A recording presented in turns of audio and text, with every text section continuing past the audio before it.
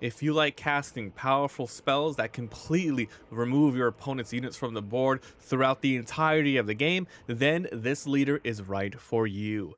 Hey guys, welcome back to another episode. Mobby here, and today I'm going to be giving you my personal deck profile for this red and blue KaiSa, Daughter of the Void Legend that comes out in the Origin set. So basically the game plan here is half your deck is spells and the other half are units that either help you deal more damage or just gain some general benefits. Your leader ability allows you to use more spells than a normal legend will use without the drawback of de-ramping. So let's go ahead and talk about every single card in this video breakdown. We're going to go over how each card works and maybe some tips if I have it. So let's go ahead and talk about this. If you guys are just looking for the deck profile though, you can go ahead and skip the video, head on over to the website mobbytcg.com. There you can get this deck and many other decks that we cover in image and text format. Today we are going to be playing with all proxy cards. This allows us to play with any cards that we want, unlimited in person, so we can do a lot of testing for fun and play. In the comments below, I'll have a list to the full deck profile playlist so you can see everything that we've covered, as well as the duels playlist so you can see this deck and every single one we have in action. All right, so let's talk about KaiSa. Sorry if I'm saying the name wrong. Daughter of the Void. So as I mentioned, this is a red and blue. I completely forget what the rune colors are. That's mined for blue, and for the red, it's going to be a fury. All right, so there we go. There's one ability here. You can tap this as a reaction to add 1 power. You can only use this ability to play spells, and pretty much you can't, and pretty much any card that has one of these on it, this is a power that you have to recycle. This can only be used on spells, meaning you can't use it to play an equipment, and you can't use it to play units like this, so only spells. In this deck, there are 17 spells that allow you to use this ability to help you recycle. Some of the spells are even more powerful, and you have to recycle at least 2 energy, but this one will at least allow you to, reduce some of those costs. And it's not specifically just a fury or mind. It's a pretty much all colors, so you can do one of the two if you play that. So this is how this works. It's all about removing your opponent and slowly building up a board. It's really cool. So we are running 4 of these mind runes, and the rest of them are gonna be fury runes if you want to see the ratio here. Let's talk about the 3 battlefields that I chose for this. And really quick, guys, once again, I have to say this is just my own personal take on the legend. I built this deck before the game came out, so I haven't looked at any tournament results or anything like that. So if you want a 100% tournament ready, crazy competitive deck, there are dozens of lists out there. This is just my own personal one, which I thought was, works good with this. So good or bad, take what you want specifically and make your own deck. All right. So the 3 stages are Reckoner's Arena. When you hold here, you're going to be activating the conquer effects of the units here. Usually, some units, when you conquer, they get an ability. If you hold, the ability will activate again. In this specific deck, there are 2 cards that have conquer abilities, which is going to be your KaiSa Survivor. When you conquer, draw 1. And then your Laken KaiSa. When you conquer, play a spell with requirements. So that's why this is in here. 2 of your most powerful units, which we are running 6 of total, are going to be able to use this effect. Next, it's going to be the Void Gate. Spells and abilities affecting units here deal 1 bonus damage. So a spell does 2 damage to a unit, it's going to do 3. If a character unit does 1 damage, it's going to do 2, and so on. You are vulnerable here as well, but you primarily want to jump on something like this. If your opponent carries this and tries to grab it, you can go ahead and deal more damage to them because your whole deck is spells pretty much. Next is Targon's Peak. When you conquer here, ready 2 runes at the end of this turn. So it doesn't give you any ongoing effects, but the turn that you are able to conquer this, 2 runes come back up, which gives you more opportunities to react or use actions and showdowns to really mess with your opponent. You don't have a lot of hidden stuff that a Teemo might have, but you have a lot of really just powerful actions. All right, if you guys are enjoying the video so far, please like and sub. We are just growing here. We're starting to put more Riftbound on the channel, so if you guys like it, let me know, and then I'll definitely upload more. And also as a bonus, let me know in the comments which legend you would like me to cover next, because I plan to do them all, but whatever you guys want, I'll do them first. All right, so next is going to be our equipment. We're only going to be running 2 of these Seal of Rages here. So this one you can play for 0. You play for 0 energy, but you have to recycle 1 power. Then in a future turn or the same turn, you can tap this as a reaction to add 1 red. So pretty much exactly like your leader, except this can be used for anything, including characters. Well, this is only spells, but like I said, if you get one of those spells that require you to recycle 2 powers, specifically red for this one, you can do both of these, and then boom, you can play that for free just using the energy. So there's a ton of recycling in here. I mean, a lot. So this is going to be used quite often. So yeah, these really help out with that. So those are your equipments. Next, we're going to be running the 1 to 7 cost, I believe, is the highest in here. Next is going to be the Hex Tech Ray. This one costs 1 and 1 recycle. So this can play as an action during a showdown. You can deal 3 damage to a unit at a battlefield. Really good. Just a nice quick bing ping. It's really good. In this game, a lot of showdowns really get close to a certain, just power levels. Like, oh man, I'm gonna fight these guys at a 6 power over their 5, and then something like this can destroy 1 unit and completely change how the round turns. So usually it's a decent card.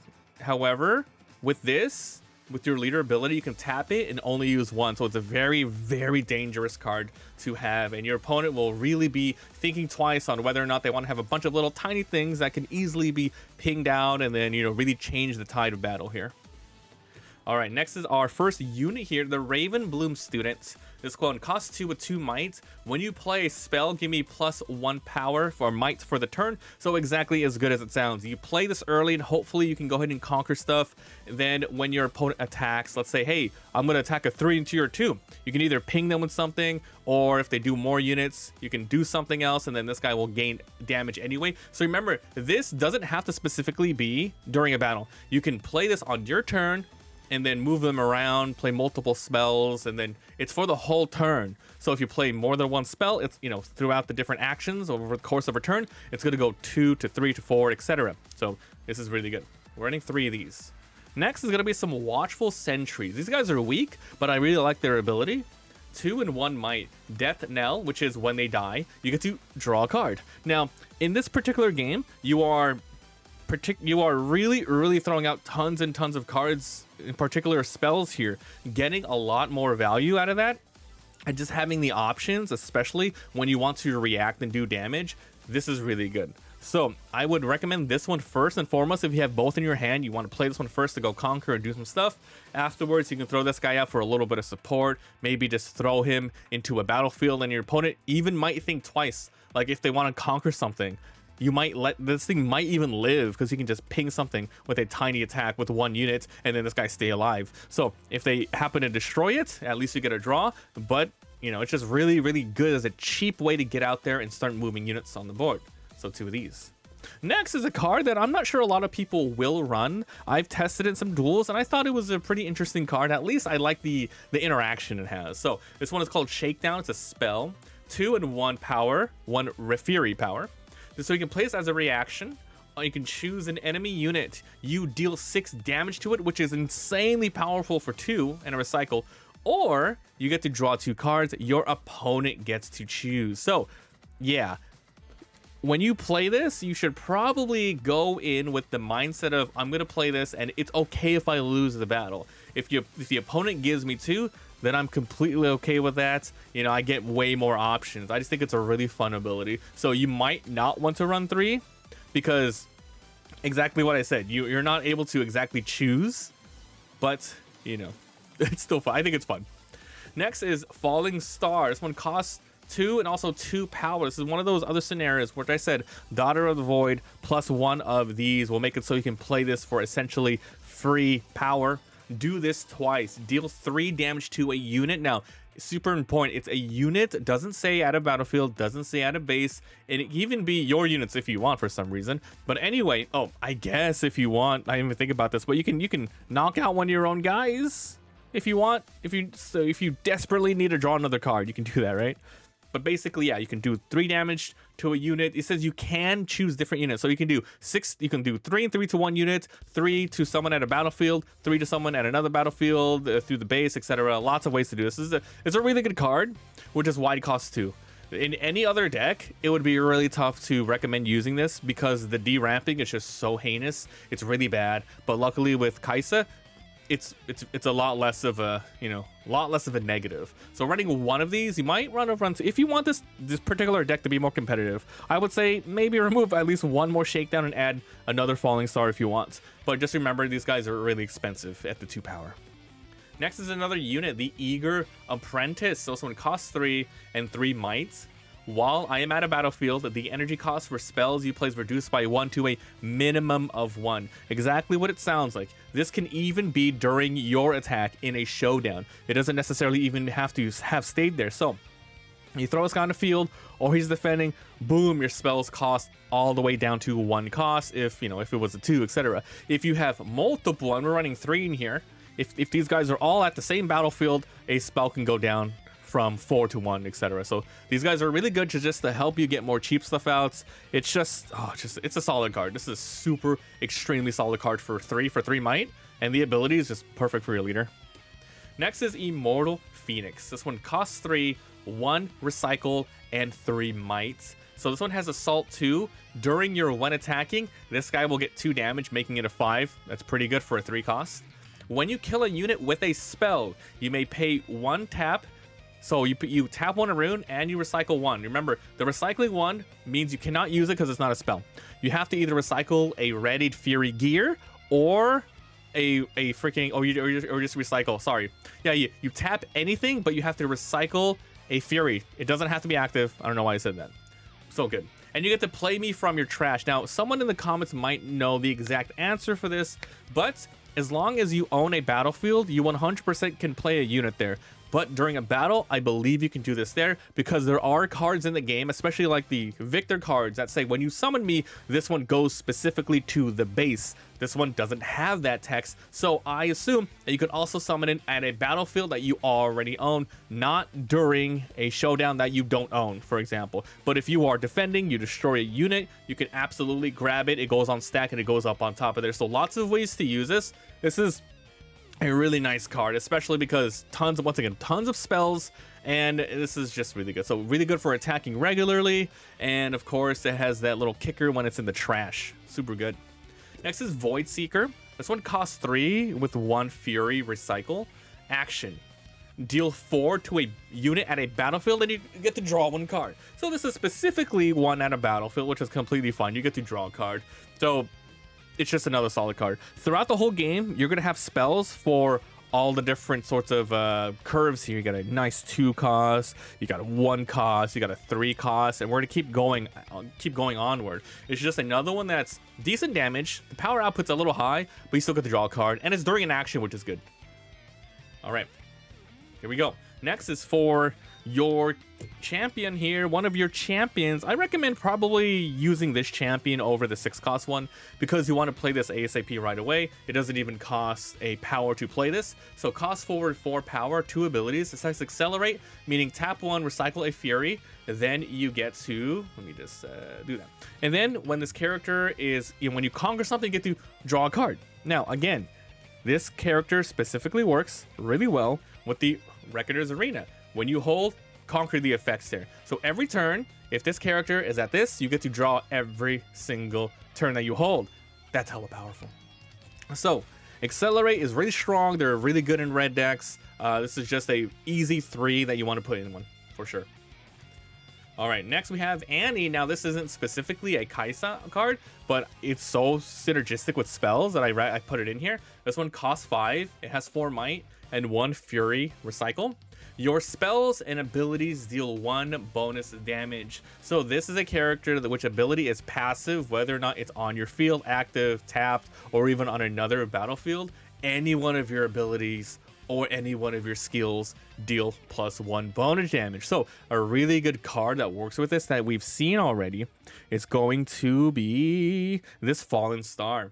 instead of doing 3 damage to a unit twice, you do 4 damage to a unit twice, making it 8 total damage if you have an Annie on the field. And better yet, if your opponent is even at the Void Gate, it will deal 1 more damage, making it a 10 damage total.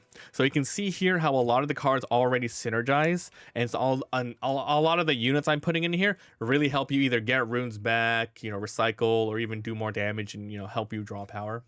So next is going to be KaiSa. This is your other champion that you could start with. 6/6, and wow, look at that, a recycled blue right there. So that's why you see we're not running a lot of blue runes, only 4 of them. By the time you want to play this, you're gonna have a blue rune out, and we're definitely not going to be running any of the gears for blue. It's all about red. So it has 2 abilities. It has ganking, which is really a nice ability.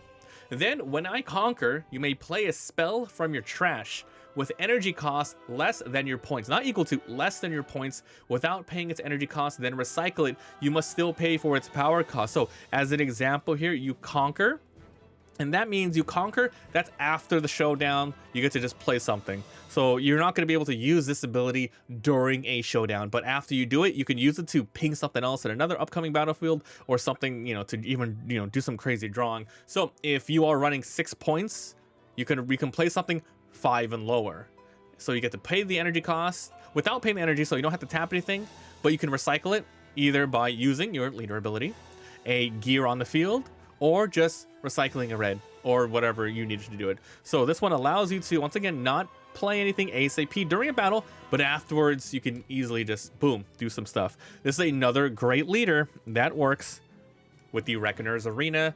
Every time you hold, you can activate a Conquer ability, which means if you hold this with this, every turn you can activate a spell from your trash, but then you have to recycle afterwards. So this is made for KaiSa. It's really good, dude.